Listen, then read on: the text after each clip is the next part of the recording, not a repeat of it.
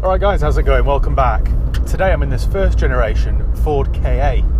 I know technically it's supposed to be pronounced Ka or car, but it just sounds a little bit ridiculous, so I shan't say it that way. I shall say it my own way. You might be wondering why I'm filming with a very old KA today rather than borrowing something a little bit more interesting. But I've always quite liked this generation KA, and I bought this one the other day, which is a last off the line 2008 model. And it occurred to me, you just don't see them very often anymore. It's just going to be one of those cars that before you know it will be consigned to the history books because they'll have all rotted away. So I thought I'd better do a video with this little 25,000 miler because this is probably the last first generation KA I'll ever buy. I've bought dozens of these cars over the years. When I was first starting out buying and selling cars, the Ford KA was the easiest way to a guaranteed profit. I know they might not be very exciting, but the KA really was where I cut my teeth. I would buy them in those days for £300 or £400, spend another £100 on them, and then sell them fairly easily for £800 or £900. They might not be the fastest or the prettiest cars, but there was always a market for them, and they made it great first cars. They were also good if you had no money and just needed a cheap runaround, because they were very cheap to run around. I took one in part exchange once, and it was full of fuel. So, because back in those days I didn't have a car of my own, I just thought I'll just use this KA for a bit until the fuel runs out. Anyway, about 6 weeks later, I finally sold it and it still had a quarter of a tank of fuel. They were just so cheap to run. I actually enjoyed driving that little car back then because it was of such little value. It didn't matter where I parked it, I'd never bother locking it, it didn't matter if I spilt a drink in it. So, quite liberating really. Anyway, quick history lesson. The KA has been around since 1996 and it ran until 2008 where it was replaced with the Mark II KA, which was basically just a rebadged Fiat 500. Except worse. It was made by the Italians and it was basically just an ugly Fiat 500. And who wants one of those?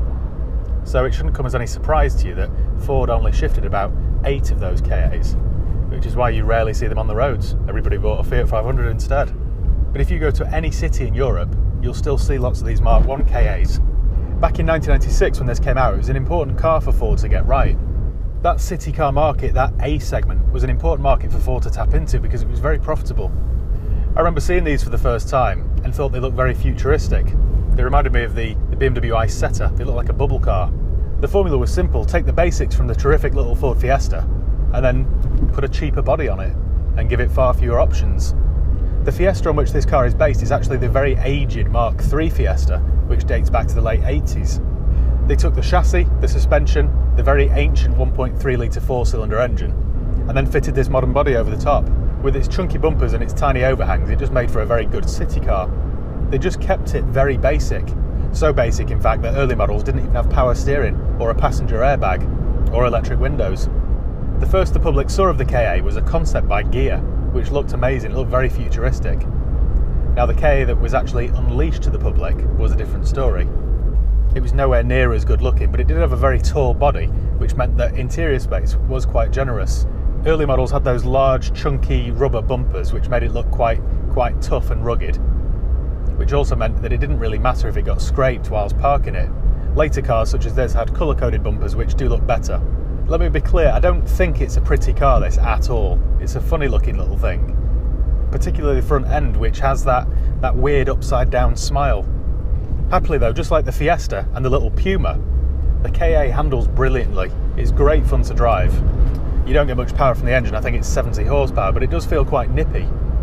It's a very light car. Under the bonnet was a 1.3 litre 4-cylinder petrol engine, which is an ancient motor. It can trace its DNA all the way back to the Anglia. In 2002 that was replaced with the later Duratec engine, which this one has, which was slightly better and more improved.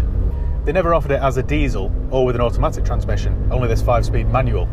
Visibility was very good because it feels as though you sat in a little bubble car. And interior space is pretty good, which might come as a surprise for something that looks the same size as a teapot. They were only ever a 4-seater and the rear space isn't great, nor is the boot, but it's okay for this kind of car. It's a city car at the end of the day for doing short trips from A to B. You're never going to be expected to carry a grandfather clock in the boot. There is plenty of headroom, so it's ideal even if you're from the Netherlands and you like to wear top hats. While I'm talking about the interior, I may as well talk about optional extras. Now, early models were about as well equipped as a Moroccan public toilet. But later ones did have some nice extras. Well, I say nice, but nice extras for this kind of car. So this one has remote central lock-in, electric windows, electric mirrors, a heated front screen, which is perfect for these icy days. You also got a CD player and an auxiliary input, plus air conditioning, so they weren't bad at all.